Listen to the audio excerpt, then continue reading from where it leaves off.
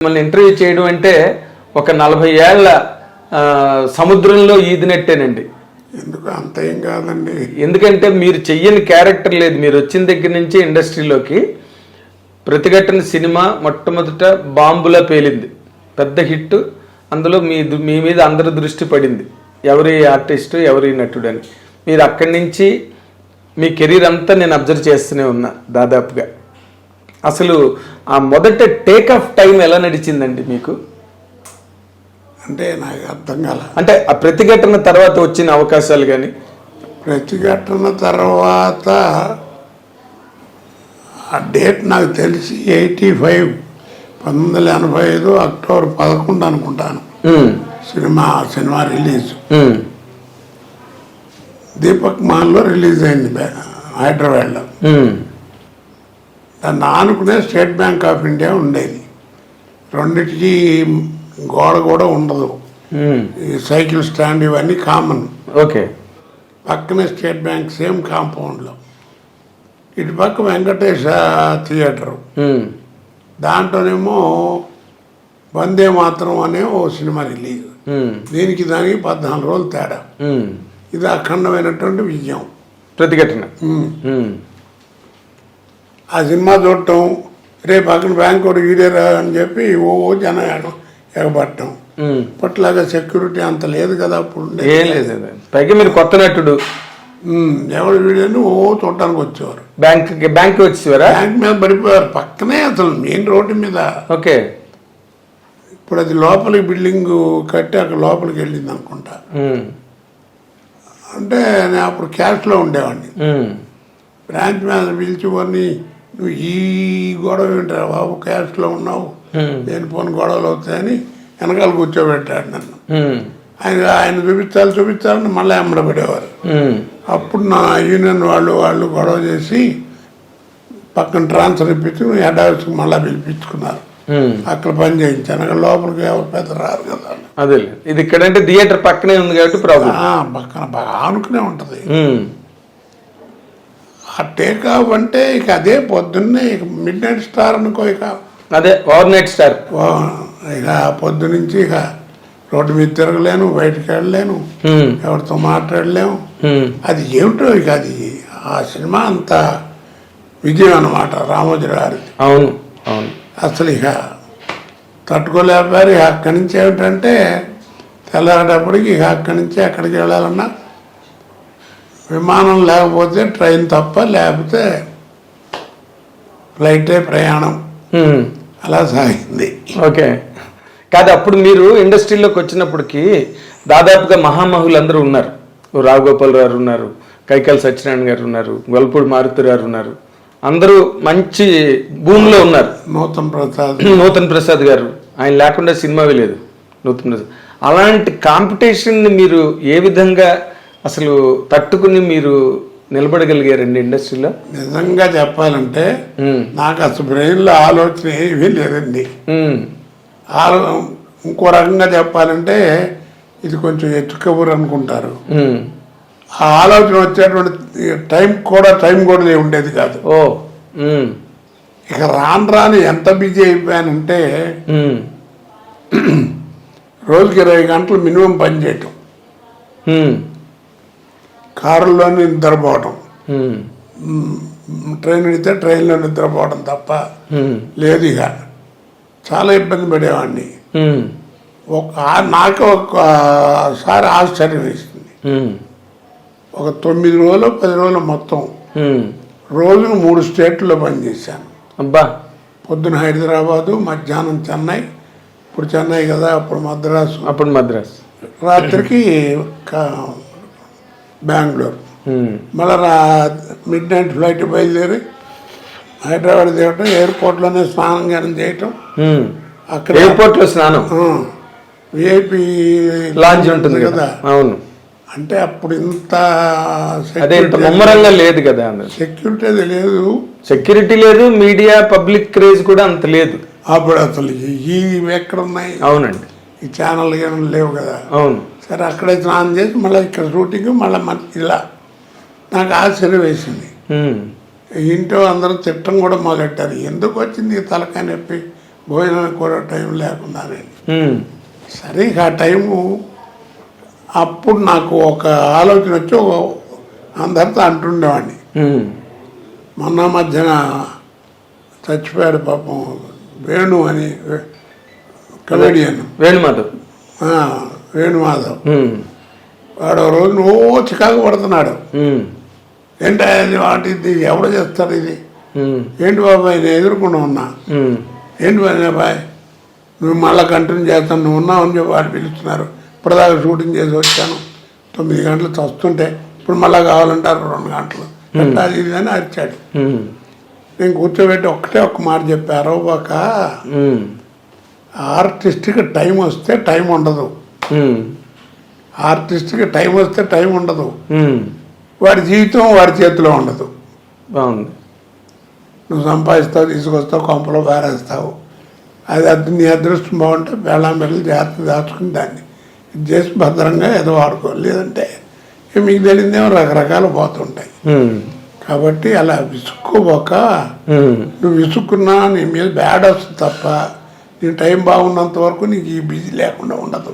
ఉమ్, కాబట్టి అలా అనుభవకని అట్లాగా నాకు ఎప్పుడు అదే జ్ఞాపకం వస్తే అందరికీ అదే చెప్తా, టైం వస్తే టైం వద్దు, బీ కేర్ఫుల్. ఉమ్. ఆ టైంలో మనం జాగ్రత్తగా ఉండాలి. ఓకే. అయితే మీరు ఆ బిగినింగ్ డేస్ లో ఎదురు దెబ్బలు ఏం తినలేదండి? మామూలు కేక్ వాక్ లాగే అయిపోయిందా? బిగినింగు ఓపెనింగు అట్లా రావడం ఉమ్, ఒక 2 ఏళ్ళ పాటు 2-3 ఏళ్ళు ఉమ్, అలాగే జరిగింది బాగా బిజీగా. ఉమ్, మీకు తెలియదు ఏముంది, మీకు తెలిసే ఉంటుంది కదా, మండలాధీశుడు అని ఒక సినిమా చేయించాడు. ఉమ్, కృష్ణ గారును చచ్చిపోయాడు హనుమంతరావు గారు వాళ్ళు కూర్చొని ఉమ్, పట్టుబట్టి గొడవ చేసి 4 రోజులు ఏఆర్ఎస్ గార్డెన్లో నా బ్యాడ్లకి అప్పుడే ఆయన షూటింగు, నాది ఇంకో సినిమా 2 అదే ఏఆర్ఎస్ గార్డెన్లో మెడ్రాస్లో షూటింగ్. ఎవరిది? ఇంకొకరిది? నాది ఏదో సినిమా జ్ఞాపకం లేదు. ఎన్టీ రామారావుదా? లేదు, నేను మామూలుది. ఈయనది కృష్ణ గారు దాంట్లోనే. Okay, okay. ఇద్దరం ఉన్నానని పిలవడం, ఉమ్, నాకు షాట్ ఖాళీ అయ్యేప్పుడల్లా కూర్చోబెట్టి మోరల్ క్లాసు, నా మాట విను, నువ్వు చెయ్యి, ఎంత పేరు వస్తుందో నీకు తెలియదు, అది ఇది అని గొడవ. కృష్ణ గారు. ఉమ్, అప్పటికే సినిమా మొదలైంది, భానుమతి గారు కమిటీ అవటం ఇవన్నీ నాకు తెలిసి అంతా. ఉమ్, ఆ డేట్లు చూసేవాడేమో గొడవ, ఉమ్, ఆడేమో కృష్ణ గారి దగ్గర కొన్నాళ్ళు పని చేశాడు పద్మాలయాల్లో. జ్యోతి ప్రసాద్. ఉమ్. వాడు ప్రొడక్షన్ మేనేజర్. చంపేస్తున్నారండి కృష్ణ గారు, నా మాట వినండి, చెయ్యండి, పర్లేదు, ఏమవుతుంది అది ఇది అని. నాకేమో భయం, ఎందుకు మనకి తలకాయ నొప్పి, కాంట్రవర్సీ అని, పైగా పెద్ద ఆయన మీద సినిమా, ముఖ్యమంత్రి. ఉమ్, సరే అని చెప్పి భయపడి ఆగుతుంటే ఈ లోపల బ్యాంక్ నుంచి లెటర్స్ రావడం మొదలెట్టినాయి, ఉమ్, చేస్తావా లేకపోతే రిజైన్ చేస్తావా, చేస్తా ఇలా అని. సరే అట్టాగా వచ్చింది ఉద్యోగం గురించి, చేద్దాం, సక్సెస్ అయ్యాము ఓకే, లేదంటే మన ఉద్యోగం అనుకుంటుంది మన బోధానికి, కానీ నేను డిసైడ్ అయ్యా చివరికి. ఉమ్, సరే కమిట్ అయ్యాను, అది చాలా గ్రాండ్ సక్సెస్ అయింది. ఉమ్, బెదవాడలో కూడా కొంచెం దెబ్బలు కూడా తిన్నాను ఆ సినిమాకి. ఎందుకు? అప్పుడు ఖమ్మంలో సినిమా చేస్తున్న పిఎల్ నారాయణ డైరెక్టర్, ఉమ్, ఊరేగింపు ఏదో సంథింగ్, ఊరేగింపు అదే సంథింగ్ ఏదో ఆ సినిమా చేస్తున్నాను. ఉమ్, వాడు పిఎల్ ఊరే ఏమనుకోకరా, రేపు నీకు షూటింగ్ ఉండదు, ఉమ్, సారీ అనవసరంగా వేస్ట్ చేస్తున్నాను డేటు అన్నాడు.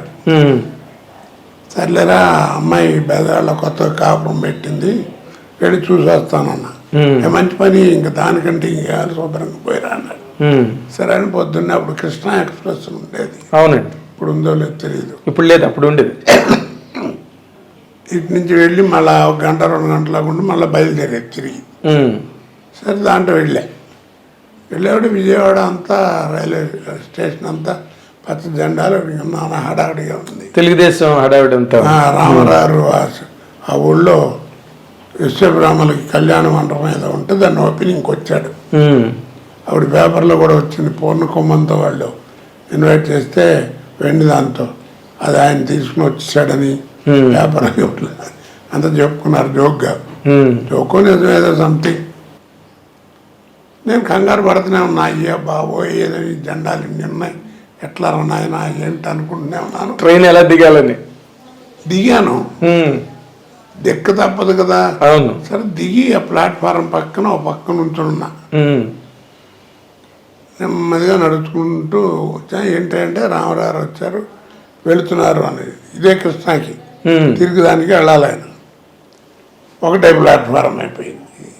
చూశారు, రే కోటగాడు వచ్చాడు అని బెల్లమని మీద పడి నానా బీభత్సలే బూతులు గీతులు కొట్టారండి. ఒకడైతే ఇద్దరు ముగ్గురు పటపట వేసారు దెబ్బలు.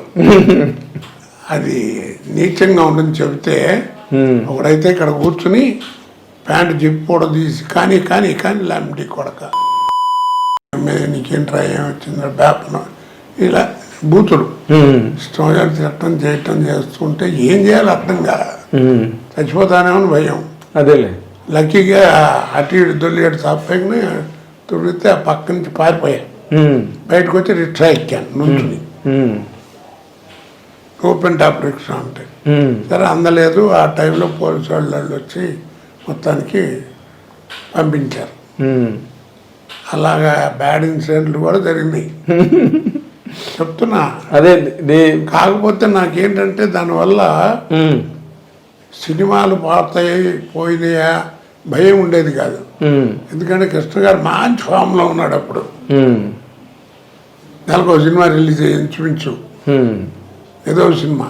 అదేలే ఆ సినిమాలు అన్నిట్లోనూ వేషాలు ఉండేవి నాకు. అదేలేండి. ఆయన వాళ్ళకి మారల్, మీరు మంచి నటుడు అవడమే కాకుండా మారల్ రెస్పాన్సిబిలిటీ కూడా ఉంది కదా. ఆయన చెప్పకుండా అన్నింట్లోనూ ఉండేది. తర్వాత తెలిసేది ఏమైందంటే కృష్ణ గారు చెప్పారండి అని మామూలుగా అంటారు కదా. అలా నాకు అందువల్ల నాకు సినిమాల్లో వేషాలు లేవని బాధ లేదు. కాదు, ఇప్పుడు ఇలా మీరు దెబ్బలు తిన్నారు విజయవాడ స్టేషన్లో కృష్ణ గారికి తెలిసిందండి? కృష్ణ గారికి చెప్పారు ఎవరైనా? వచ్చిన తర్వాత కృష్ణ నవ్వుకుంటూ ఆయన ఏమైనా కొట్టారంట కదా ఆయన సరదా అవతరాలని గమనించడం అంటే జోక్. అవును, ఆయన సినిమా పోయినా ఆయన అలాగే మాట్లాడి. అవును, దానికి ఒక ఉదాహరణ ఉంది. ఒక సినిమా రైతు బిడ్డ ఒక సినిమాలో ఎదురుకుండా భరద్వాజ ఆఫీస్ ఉండేది ఎదురుకుండా వాళ్ళ నాన్నగారి ఇంట్లో ఎదురుకుండా ఇంట్లోనే. అక్కడ ఉండేది చిల్లర కళ్యాణం వాళ్ళు సినిమా తీస్తున్నారు. నా దగ్గర డేట్లకు వచ్చారు, 15 రోజులు ఎంతో కావాలని. డైరీ ఇది సంఘాన్ని చూపిస్తే ఖాళీ లేదు. ఏదో ఒక రోజు 2 రోజులు అంటే అడ్జస్ట్ అది లేదు. వాళ్ళు ఏం చేశారు, అక్కడికి వెళ్ళి ఎవరో మొత్తానికి కృష్ణ దొరకట్లేదండి కోట గారు, డేట్లు ప్రాబ్లం అట్టున్నా 3 లక్షలు అడుగుతున్నాడు అని చెప్పారట. 3 లక్షలు ఏంటి ఆయనకి అప్పుడే అని కృష్ణ గారు వాళ్ళు కోపం వచ్చి కృష్ణ గారు పక్కన ఫోన్ చేశాడు. పద్మాలయాలో కాస్ట్యూమ్ కృష్ణ బట్టలు కుట్టుకుంటూ అక్కడ ఉన్నాడు. బాగుంటాడు లాక్ 2 నెలలు పట్టి వేయించారు. అతను వేస్తున్నంతసేపు కృష్ణ గారు నన్ను ప్రాణం తీస్తూనే ఉన్నాడు. జాగ్రత్త, పొట్టిగా ఉంటాడు, భలే ఉన్నాడు, వాడు చేస్తున్నాను, నవ్వు వచ్చేస్తుంది, వీళ్ళని అద్భుతంగా ఉంది, నువ్వు జాగ్రత్తగా ఉండాలి, నిన్ను చూసి సత్యనారాయణ గారు లేట వణికారు, నువ్వు ఇంకా అంతకంటే ఎక్కువ వణకాల్సి వస్తుంది, అది ఇది వాళ్ళకంటే పౌరాణిక సినిమాలు అన్నీ ఉన్నాయి, నీకేమి లేవు, సోషల్ అది ఇది అని ఏడిపించేవాడు. ఏం చేస్తామండి ఇక నేను అనుకుని ఊరుకునేవాడిని. డేట్లు లేవు కదా, ఏం చేయాలి, కర్మ అట్లా చెప్పారు చేశారని మనకు తెలియదు కదా. అవును, ఇవన్నీ తర్వాత తెలిసింది. ఆ సినిమా తెనాల్లో చిట్టి అంటారే మహారాజు కొడుకు, అవును, తిరుపతి చిట్టి, వాడు డైరెక్షన్లో రైతు బిడ్డ ఏదో సినిమా చేస్తున్నా. అక్కడ ఈయన హీరో. రైతు భారతమా కాదు, రైతు బిడ్డ లాంటిది ఏదో. Okay okay. సినిమా చేస్తుంటే కోట సినిమా పోయింది, ఫ్లాప్ అయింది, అట్టర్ ఫ్లాపు. వాళ్ళే రిలీజ్ ఆయనకి అక్కడ గుంటూరు దగ్గర షూటింగ్. నువ్వు ఉంటే బాగుండేది అన్నారా అందరూ. అక్కడ కాస్ట్యూమ్ కృష్ణ వేసాడు, మొత్తం పోయింది సినిమా అది అని ఆయన నవ్వుకుంటూ చెప్పాడు. ఏంటి మాట్లాడవేమిటి అన్నాడు. నేను చెప్పాను, ఏముంది సార్, ఒక్కటే నాకు ఎప్పుడు నమ్మేది, 0 క్యాండిల్ బల్బుకి 100 క్యాండిల్ బల్బుకి హోల్డర్ ఒకటే. స్విచ్ చేసినప్పుడు దాని వెలుగు తెలుస్తుంది, ఎందుకంటే ఏం చెప్పాలి అని కృష్ణ గారికి చెప్పారా మీరు? కృష్ణ గారితో అన్నాను. ఆయన ఓ నవ్వు, దుప్పదేగా ఎక్కడ పుట్టొస్తాయని నీకు మాటలని.